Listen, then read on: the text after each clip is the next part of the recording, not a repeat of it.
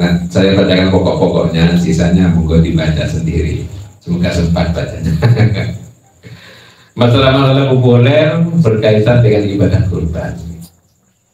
Ini ciri-ciri yang tidak memenuhi syarat untuk dibuat kurban binatang. Ciri-ciri binatang yang tidak bisa dibuat kurban.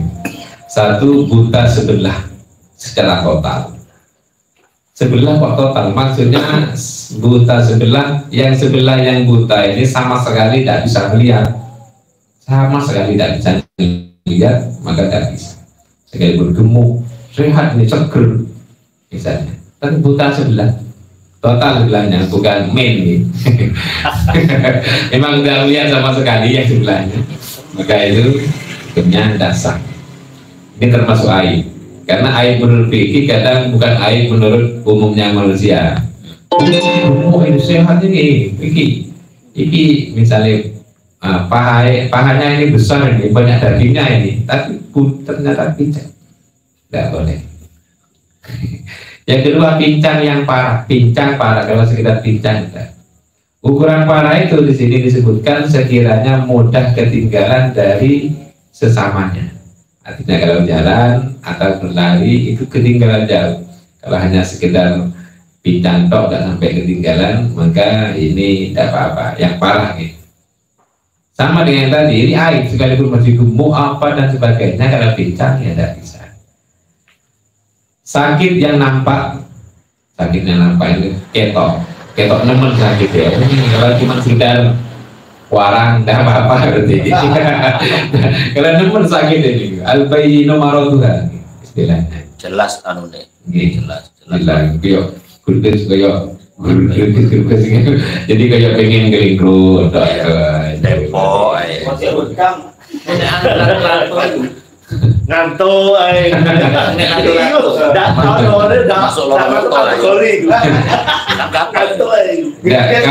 asalkan tidak boleh pincang ya.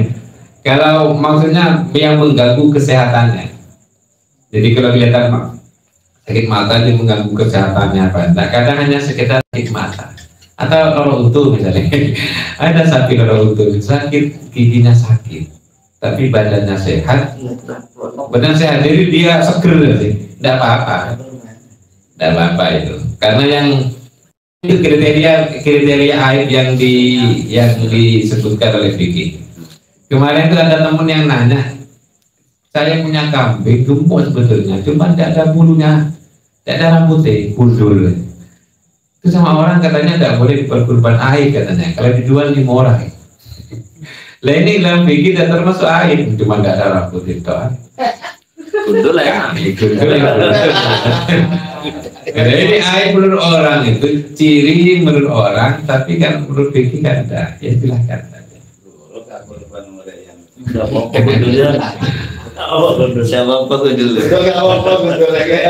Jadi yang biasa jadi panitia, monggo ini dicek dia cuma belah dicek yang dilakukan itu gimana. Binatang yang terpotong daun telinganya, baik keseluruhan atau sebagainya, berarti cuil kupingi itu termasuk aib ternyata.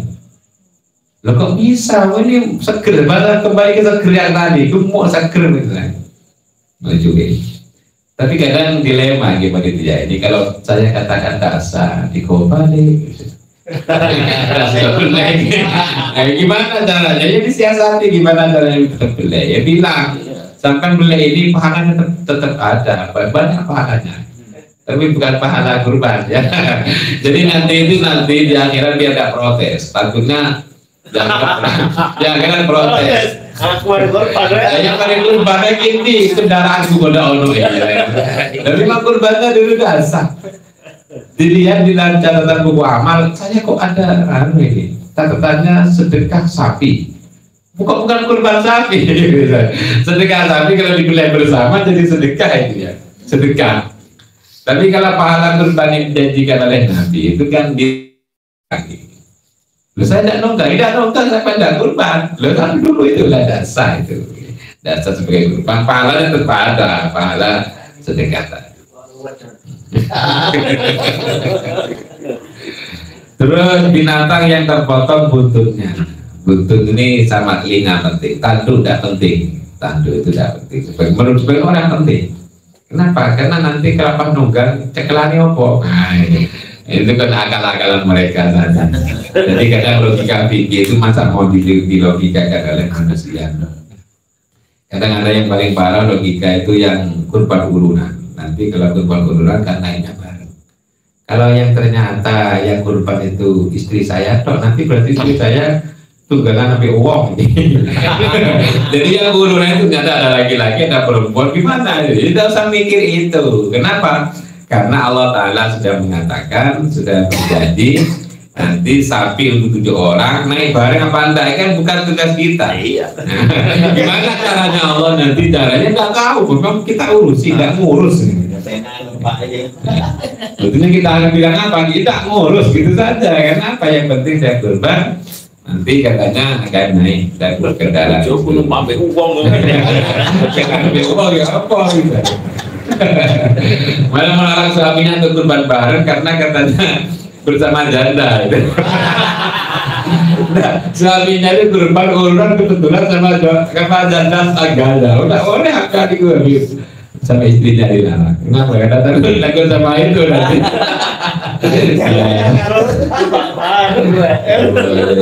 Karena orang-orang ini. Nah ini juga yang saya tampilkan, yang saya masukkan ke sini, menyembelih hewan sampai putus lehernya, sampai pisah. Hukumnya gimana? Makruh. Makruh itu maksudnya tetap halal, oke? Apa yang disembelih dengan cara seperti itu halal, sampai pudul. Ya lebih baik Kawan pudul. Oke.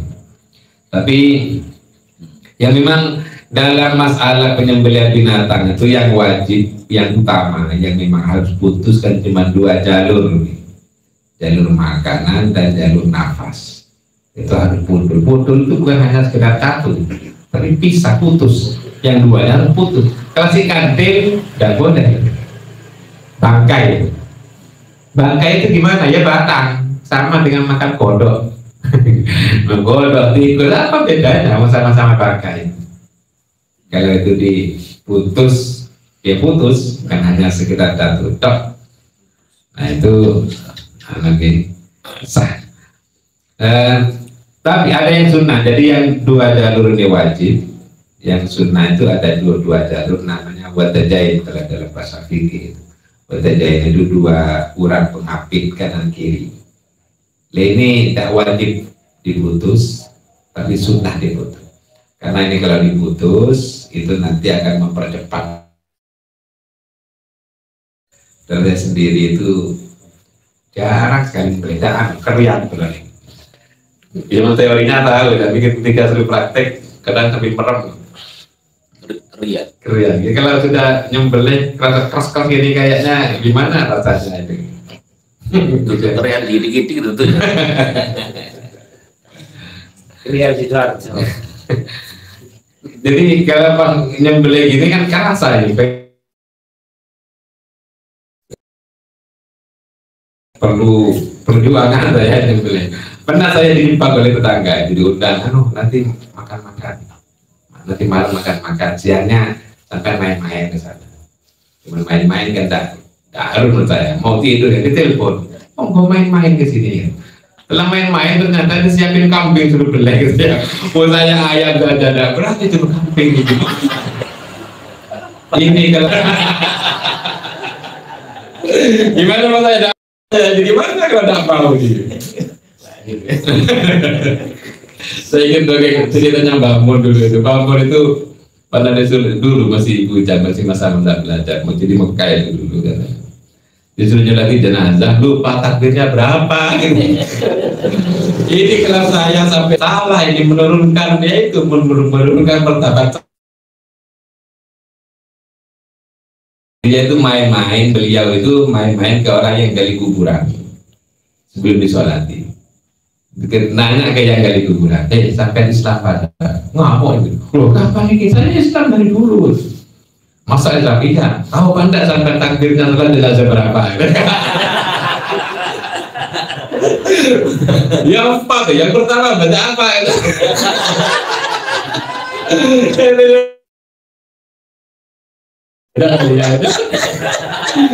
Ini biar tidak sudah masuk YouTube kemarin. Beliau itu waktu cerita ini waktu pulang. Ternyata waktu ceramah agama juga pernah disampaikan. Itu waktu beliau belajar di Mekah, yang meninggal itu orang Melayu, orang Malaysia. Dipek mantu oleh orang Malaysia. Yaitu salah satunya yang undang beliau itu yang sholat jenazah. Gimana ini saya kalau pulang nggak mau ini gimana? Hanya ya tetap mau. Dia itu perlu perjuangan itu. Sudah pegang ke orang. Saya lama agaknya. Kok sulit terjadi? Pokoknya lo yakin. Sampai ke samping-sampingnya ini. Nah itu setelah yakin, saya sudah pulang dan ngecek. Karena memang tidak wajib dicek setelah kita perasaannya. Pada saat kita sudah putus ya sudah. Biasa dicek. Kita lagi kita yakin dan bersih, dasar ngambung tangan kita yang macam itu. Memang tahu tidak wajib, ya sudah biar kalau tak wajib kenapa dikerjain? Karena menimbulkan was-was saja, tak tinggal langsung pokoknya yakin putus dan sudah tak tinggal. Gitu kan? Sanglir tak? Apa sanglir? Apa jadi itu sanglir? Palan atau konas Gede. sitong Saler. Jadi yang satu normal, yang satu kecil sekali. Tidak masalah, tidak masalah. Tapi Ya. yang naik enggak. Masa? Kata beriwan. Oh di lagi.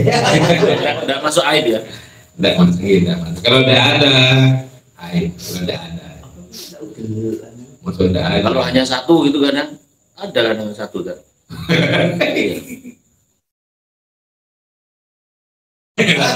Daripada saya bilang sih, benar. Ya, saya tidak pernah menemukan keterangan, tapi saya tahu masih ada. Itu kira-kira mengurangi kejantanan pada, mengurangi kejantanan pada. Ya. Itu saya enggak Nggak tahu juga ya. Coba diiming-imingi apa kambing betina, kenapa sih greget? Oh ini sih. Saler bangga. enggak ada. Ya. Ini memang banyak masalah sih. Ketika kadang kendurenan, ketika kendurenan ternyata disuguhi soto. Kebetulan kita suguhi kepala dasi. Kadang kan banyak deh. Dan tempat penyembelihannya masih ada, ternyata tidak putus. Nah, di mana ini? Itu bangkai, itu bilang batang. Gitu kan. Kalau itu ternyata itu ya sama saja. Kemungkinan besar yang lain itu juga dagingnya ayam yang kita ayam yang disuguhkan ke kita. Itu problem. Tapi yang memang bangkai kita mempercepat kematian hewan yang disembelih. Hukumnya makruh sama yang tadi. Kita menyembelih pitik sudah putus, jelas putus yang dua jalur itu putus. Pelaku aja. Aku masih lupa tentang ini. Katanya mangan tidak mati-mati. Boleh dipercepat dipercepat Dibaleni. Padahal sudah putus kan semua itu. Ini dibelih lagi, bukan dibelih lagi, tapi sudah disembelih selesai pilihannya. Kalau penyembelihan 2 kali memang dasar. Ini bukan penyembelihan 2 kali ini. 1 kali tadi sudah sebut. Bukan menyembelih ulang, tapi ya mempercepat kematian. Boleh, makruh tapi. Terus tetap di satu tempat itu. Oh, ini terserah. Yang penting sekiranya cepat mati kan dibentuk gitu. Langsung didedeling tidak apa-apa, tapi kadang dan tolong. Ya, jadi ya itulah itu tempat yang tadi itu diulang lagi. Kata-kata mentok. Nah, sekarang begini. Bagi kebanyakan orang ini masalah penyembelihan 2 kali yang memang kita kenal penyembelihan 2 kali dasar. Tapi yang dimaksud penyembelihan 2 kali itu kalau tidak selesai, misalnya tidak putus, kemudian disembelih ulang. Nah, itu penyembelihan 2 kali. Yang tadi itu ternyata tidak selesai penyembelihan. sudah dilepas sudah, oh kok tak putus, dibeli lagi, ada dasar. Karena maksud penyembelihan 2 kali itu menyempurnakan penyembelihan yang tadi diselesaikan, itu tidak boleh penyembelihan 2 kali. Terkecuali penyembelihan 2 kali itu diakibatkan oleh berontaknya binatang. Binatang itu ketika dibeleh berontak sehingga pisau terangkat, atau saking berontaknya pisau jatuh. Balikan lagi tidak masalah. Tadi cuma luka, tenggorokannya cuma luka. Tapi saking berontak lepas, ambil lagi tidak masalah. Tidak masalah. Asalkan cepat. Kalau masih ternyata pisaunya masih ganti pisau, tidak landep gimana mana mesti nyari. Itu yang dasar. Jadi intinya itu begini. Binatang ketika mau disembelih itu harus memiliki hayatun mustaqirrah namanya. Kalau binatang normal, bukan binatang sakit nih. Saya bicara binatang normal dan bukan binatang sakit kering itu dulu. Kalau binatang normal ketika mau disembelih syaratnya harus memiliki hayatun mustaqirrah. Apa hayatun mustaqirrah? Itu kehidupan normal. Kehidupan normal itu ya hidup normal. Kalau ada pakan dia tahu, kalau di depannya ada tembok tahu, sehat namanya. Itu normal, itu boleh disembelih karena memiliki hayatun mustaqirrah. Ketika binatang ini ditabrak kendaraan, tabrak mobil, kerpok, masih hidup, dia masih hidup, tapi hayatun mustaqirrahnya tidak ada. Jangan disembelih, karena tidak boleh disembelih. Tidak cepat-cepat masih hidup, tidak bisa, karena hayatun mustaqirrahnya. Intinya hayatun mustaqirrah itu harus ada. Atau misalnya ya itulah masalah hari itu. Atau masalah penyembelihan tadi. Penyembelihan pertama tidak selesai, tapi sudah bikin ayam itu sekarat. Berarti karena tidak selesai, kemudian ganti pisau, pisaunya masih nyari. Pisau masih nyari. Ketika pisau mau dihapuskan hayatun mustaqirrah. Nah ini namanya penyembelihan 2 kali. Ketika saya dipahami ini kan? Ini saya agak jelimet saya mau menjelaskan. Ketika pisau yang kedua itu datang, ternyata ayam tadi itu sudah tidak memiliki hayatun mustaqirrah, tapi tidak putus. Kalau putus tidak masalah ya, sudah selesai berarti kalau putus. Ketika pisau kedua datang mau menyembelih, hayatun mustaqirrahnya tidak ada. Nah, tidak sah. Itu namanya penyembelihan 2. Ayamnya masih memiliki hayatun mustaqirrah, maka masih boleh disembelih karena itu berarti masih normal, cuma sekedar luka toh. Masih sekedar luka cuma tidak sampai disembelih. Kalau penyembelihan pertama ternyata belum putus tapi sudah bikin sekarat. Yang 2 jalur hanya 1 jalur yang putus. Sudah sekarat. Ganti pisau, pisaunya masih nyari. Lah ketika hayatun mustaqirrahnya sudah ada dasar. Jadi intinya hayatun mustaqirrahnya apa? Apa hayatun mustaqirrah? Hidup normal. Ini kalau binatang sehat. Kalau binatang sakit kering, misalnya nih, kering itu kayak flu burung, apalagi penyakit binatang. Yang punya sakit. Kalau sakit itu tidak disarankan hayatun mustaqirrah. Kalau sakit ini kayak flu burung, tiba ayam kering gitu. Itu syaratnya ada hayatun mustaqirrah, tapi namanya hayatun mustamirrah. Apa hayatun mustamirrah? Sing penting urip. Nah, ketika ayam kering mau dibeleng dah hayatun mustaqirrah, tapi sing penting si urip bisa disembelih. Kalau ndak kering, binatang sehat awalnya, tapi kena kecelakaan, apa kena lempar apa gimana, harus ada hayatun mustaqirrah. Hayatun mustaqirrah itu kalau digetak dia lari, namanya hidup normal. Ayam digetak, kalau normal kan lari. Kalau digetak tidak lari, berarti tidak normal. Ini sudah sekarat ini sebetulnya. Digetak normal, jalannya tidak normal, itu jalannya sudah ada normal misalnya, berarti itu kehidupan hayatul mustaqirahnya tidak ada. Ini perlu praktek yang boleh.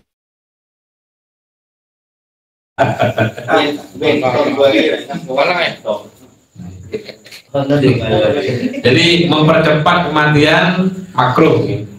Jadi kadang mumpung si akeh wong iki ndak kok ndak mati-mati keburu mulai wong misalnya. Ini percepat aja ndak apa-apa. Makruh kepingin. Terus apa lagi mempercepat kematian. Itu sudah saya tampilkan sama referensinya. Ya nanti kalau ada yang angkat karena usia ya, karena berontaknya hewan itu tidak apa-apa ya. Antara balik lagi Perlukan. agak cepat kali. Ada kurban sunnah, ada kurban wajib. Kurban itu kalau jadi ini tergantung darinya. Bisa kurban sunnah itu seperti apa, kurban wajib seperti apa. Saya jelaskan dulu masalah perbedaan yang ditimbulkan oleh kurban sunnah dan kurban wajib. Kalau kurban sunnah itu yang berkurban sunnah ngambil sebagian dari yang dikurbankan dan dimakan litabarruk untuk ngambil barokah. Sunnah ngambil sepertiga kurban sunnah Paling banyak gitu ya. Ya tidak paling banyak, lebih banyak dari itu tidak masalah, cuman yang sunnah sepertiga. Apa? Kalau bahkan kalau di Muin dijelaskan seandainya lebih banyak yang diambil boleh. Jadi ke panitia itu jerahkan kambing, setelah sebelah semua panitianya nanti dikasih kepala top misalnya, yang lain makan dia, tidak masalah. Kalau kurban sunnah ya, kurban sunnah. Kalau kurban wajib secuil pun tidak boleh ngambil. Kalau terlanjur ngambil berarti doman, istilah harus mendoman, mengganti dari seukuran, mengganti seukuran yang diambil kalau kurban wajib. Makanya panitia itu ya harus pintar-pintar ini kurban wajib atau kurban sunnah. Nanti kalau ternyata itu balik ke orangnya, maka ini tanggung jawab panitia. Ini kurban wajib, ternyata setelah dibagi orang yang kurban kedapatan dapat kurban, itu kan panitia yang kan. Kalau kurban wajib semua gimana? Ada 5 kambing kurban wajib semua. Ya makanya harus pintar-pintar panitia. Yang kurban A kasihkan ke B, yang B kasihkan ke A. Oh ini menjadi panitia. Kalau ada pengen ribet jangan jadi panitia. Kadang bangga kan. Saya heran nih. Saya pribadi nih yang di rumah saya ini. Bangganya jadi panitia. Tapi kita bangga menyembelih kurban orang sebetulnya. Yang berkurban orang lain tapi dia yang bangga. Padahal kalau kita angin-angin ini, kita angin-angin. Sebetulnya panitia itu kongkong-kongkonan di kongkong wong, disuruh kongkonan. Ya, ini nanti tolong disembelih dan dibagikan ya di kongkong. Tapi sebetulnya ada, oh iya.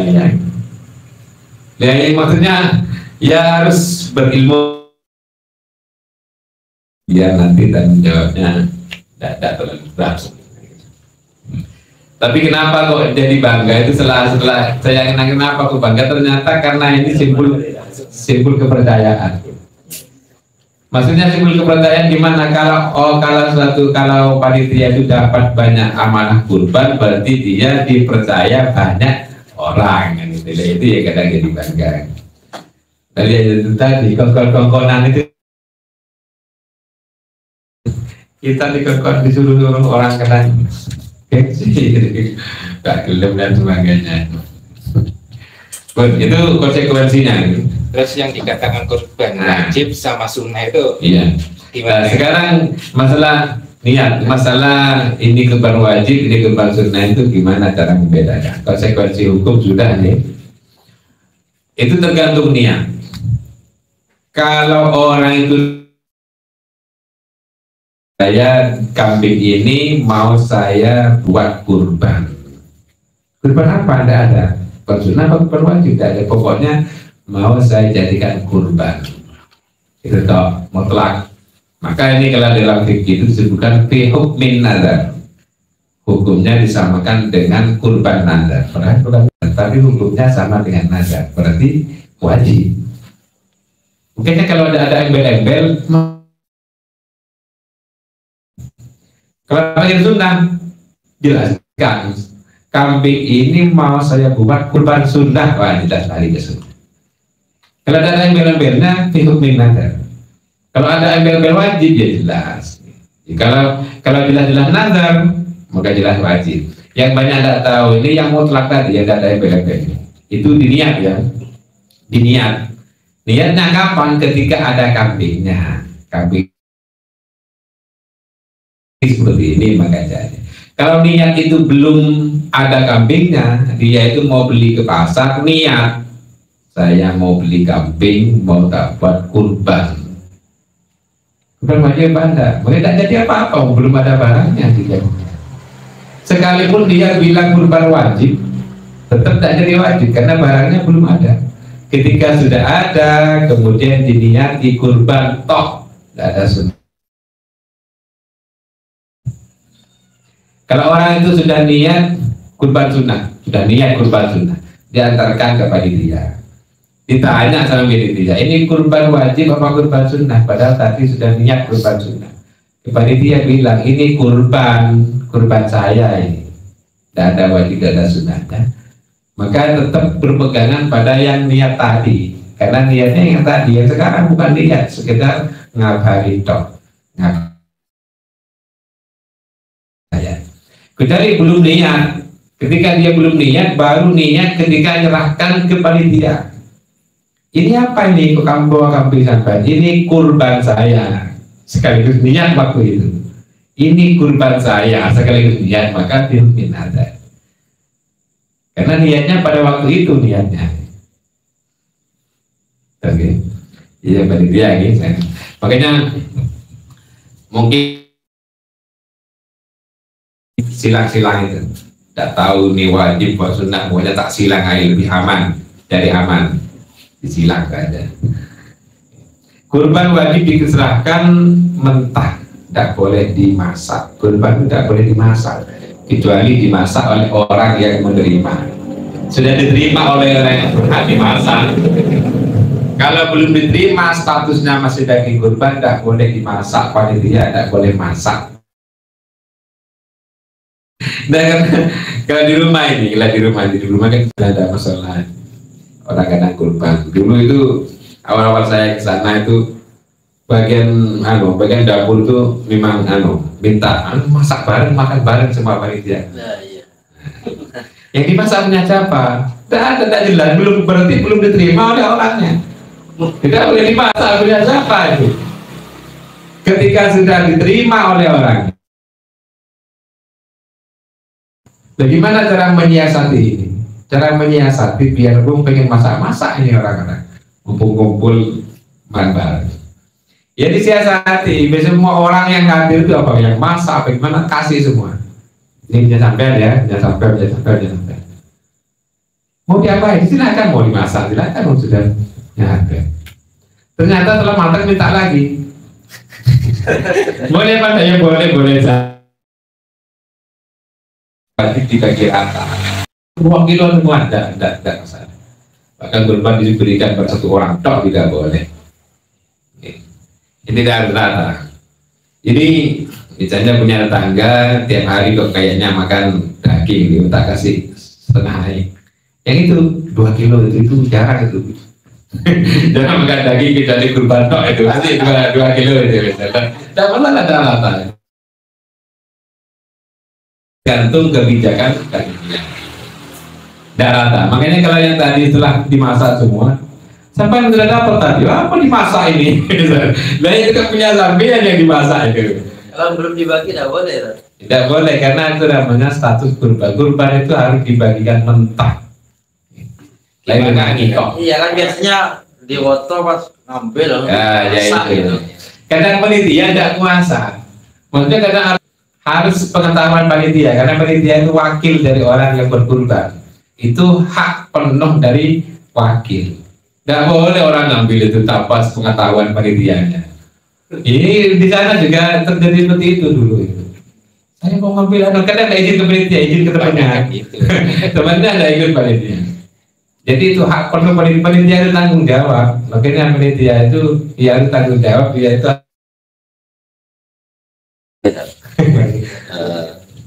Kita panitia. ya. Ya, iki anu ya.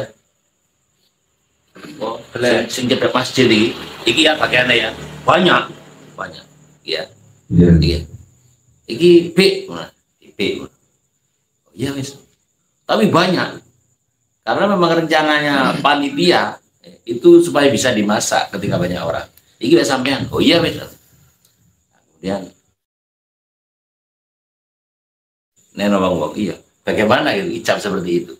Ya masalah, yang penting sudah jelas dirinya sih. Ya, sudah diberikan. Iya, bahkan saya lebih jelas daripada itu kan. Dapur mau masak lagi nih kan. Oh iya, tapi mau masak, mau butuh berapa kilo? Butuh sekian kilo. Langsung tak kasihkan. Ini anu ya, pilih apa ini 10 kilo apa berapa? Kadang tak namakan apa yang dari kurban itu ya.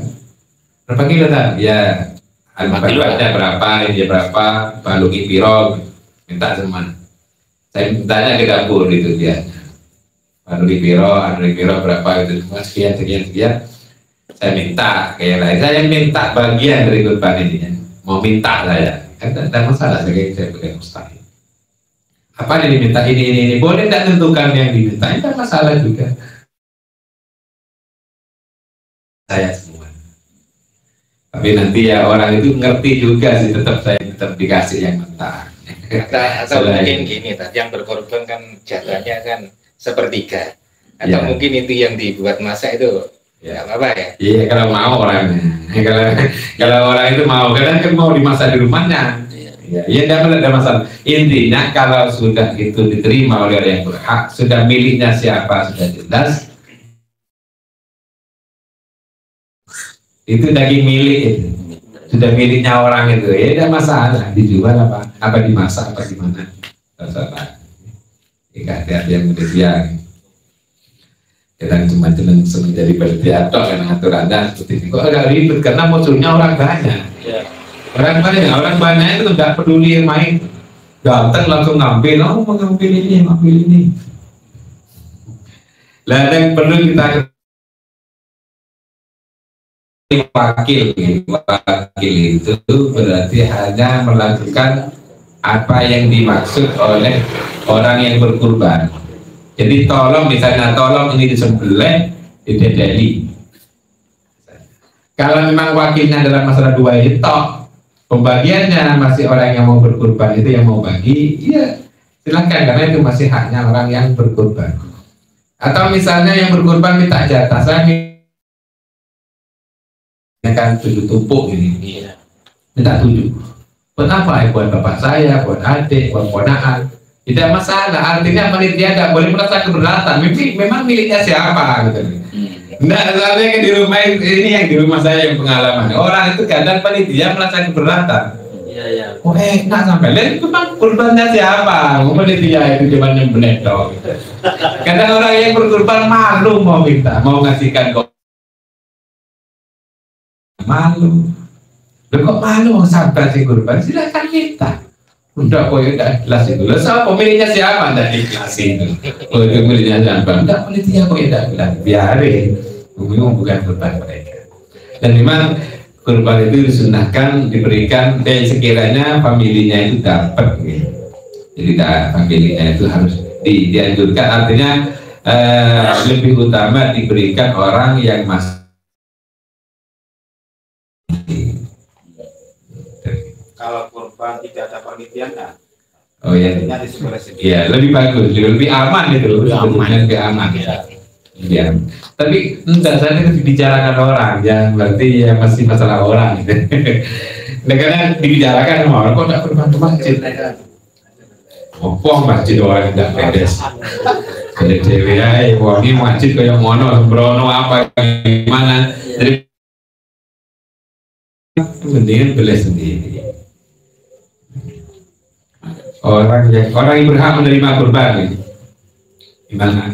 Orang fakir boleh menerima, orang kaya boleh menerima, sama-sama boleh menerima. Lain dengan zakat. Zakat itu namanya bagi fakir miskin, orang kaya kan. Cuman ada perbedaan. Ini yang perlu kita tahu. Ini sudah keterangan dan diambilkan dari kitab apa? Keterangan. Orang fakir boleh menerima kurban dan status dagingnya itu adalah hak milik. Artinya daging yang diterima oleh fakir miskin, daging kurban yang diterima oleh fakir miskin, itu status dagingnya milik. Milik itu berarti terserah orang yang fakir tadi mau diapain untuk miliknya. Orang kaya boleh menerima tapi sebagai it'am. It'am itu suguhan. Suguhan ini. Kantok tidak boleh diambil. Orang kaya kalau menerima daging kurban itu statusnya it'am. It'am itu suguhan. Saya contohkan gini biar jelas. Sama-sama berhak untuk makan. Kita kalau bertamu ke rumah orang kan biasanya disuguhi kayak ini suguhan. Ketika ada orang makan. Dan biasanya kan suguhan. Bawa pulang kan tidak boleh. Oh, ini sudah diberikan, ini tak boleh. Karena apa statusnya ini? It'am namanya, suguhan. Kita berhak makan, tapi tidak berhak untuk dibawa pulang, apalagi mau dijual. Tapi kalau diberikan hak milik, maka tergantung orang yang memiliki. Oh, itu sudah hak milik, dijual boleh, mau diapain. Makanya orang kaya itu kalau menerima itu adalah it'am, hanya boleh dimakan, tidak boleh dijual. Kalau orang fakir boleh dijual. Masalah kulit kurban, kulit binatang kurban itu enaknya berikan pada fakir miskin.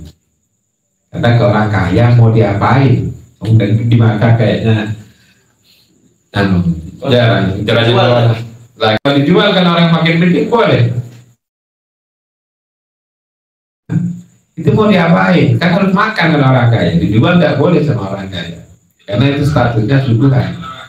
Berarti tidak boleh dijual. Diapain? Ya tidak tahu. Tidak boleh dijual kalau sama orang kaya.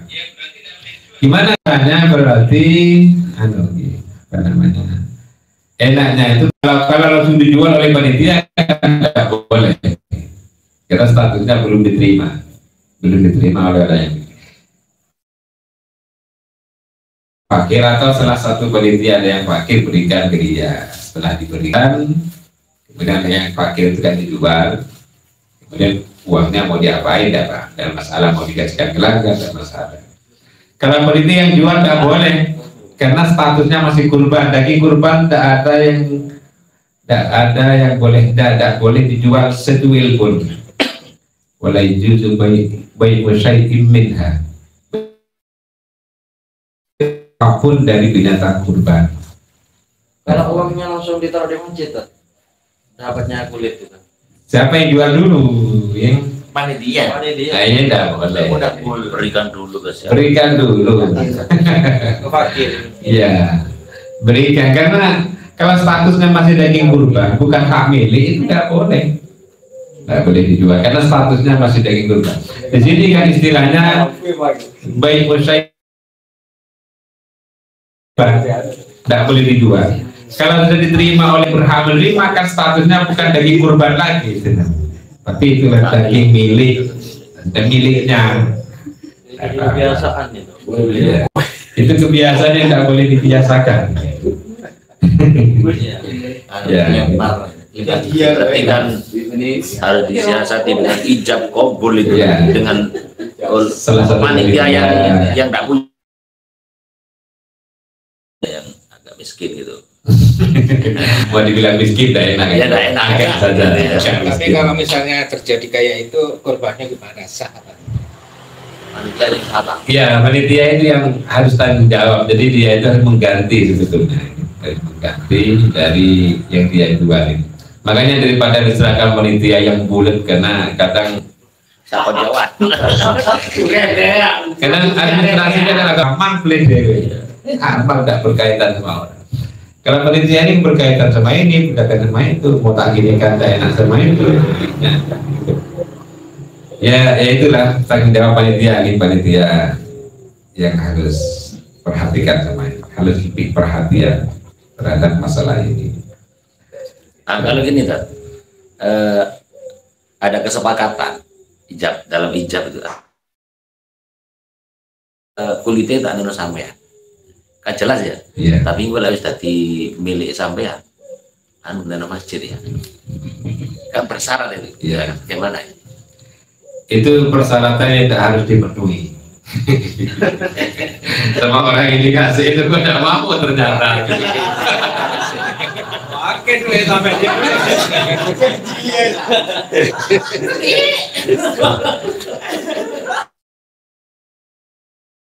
Ya itu, ya itu tidak wajib dipenuhi, tidak mengganggu ke masalah berbagi. Cuman ya itu tidak harus dipenuhi. Kalau misalnya ternyata tidak mau, oh ini anu sampai mau diganti uang apa ini, tidak, oh tidak. Artinya tidak terikat apa-apa dengan perjanjian itu. Ya, enggak sah apa enggak gitu loh, artinya. Oh ya sah, Iya. sah. Dan mengganggu pada proses kurban. Tidak ada masalah. Ya itu apa? Oh ketika dikembalikan, Iya. sudah bilang iya waktu persyaratan. Oh iya wis. Oh, iya. Iku sampean niku. Oh, iya. Wis, tapi tak jaluk mana tuh kayak masjid. Ada gitunya dalam Iya, ijab. tidak ada masalah. Kata-kata jalur mana berarti itu tergantung dia mau ngasihkan apa enggak. Iya, Mau iya. ngasihkan itu tidak wajib. Belum ya. Iya, terus di sana seperti itu. Iya. Sama seperti itu. TST. TST. Sama tahu. Tapi akhirnya ketika sudah pertanyaan begitu, sudah seperti itu sudah akhirnya Iya. dia tahu. Nah, TST kan enak sudah. TST itu tidak ada hukumnya. Jadi ibarat kesepakatan yang tidak tertulis. Iya. TST. Bina BBB. Ketika orang mau berkurban, dia itu sudah ada niat kurban, sunnah untuk tidak memotong kuku dan memotong rambut. Itu termasuk dikurbani semua. Jadi kukunya, kalau kukunya dipotong sebelum penyembelihan, berarti yang terpotong itu tidak kebagian kurban, tidak dikurbani.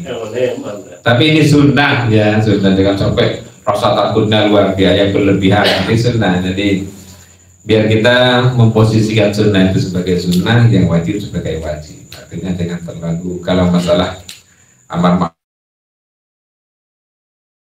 kita, ada orang tidak tahu terawih ya biarin. Oh enggak, ini setahun sekali biarin. Oh enggak dosa, enggak terawih, enggak dosa. Banyak puasa baru kita keren, oh puasa gimana caranya biar dia puasa. Enggak, ini demi untuk memakmurkan masjid. Dia kebetulan takmir masjid, jadi dia itu ada kadang mengikuti nafsi. Enggak, saya kalau jadi takmir masjid kebetulan masjid dimakmurkan. Ada kepentingan pribadinya sebetulnya. Buktinya ketika takmirnya ganti, dia tidak memiliki tanggung jawab dan merasa memiliki tanggung jawab untuk memakmurkan. Tak teman ke haji. Malah orang yang ganti dia santai saja. Aku takmir lah makanya. Ya tadi. Lah ini masalah hati, pokoknya hati ini kadang penting liar ya hati ini. Baru ketika ini masuk, ternyata salah. Panitia lagi.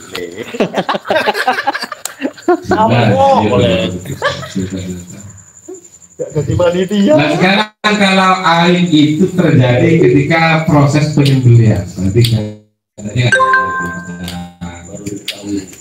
enggak, aib itu terjadi ketika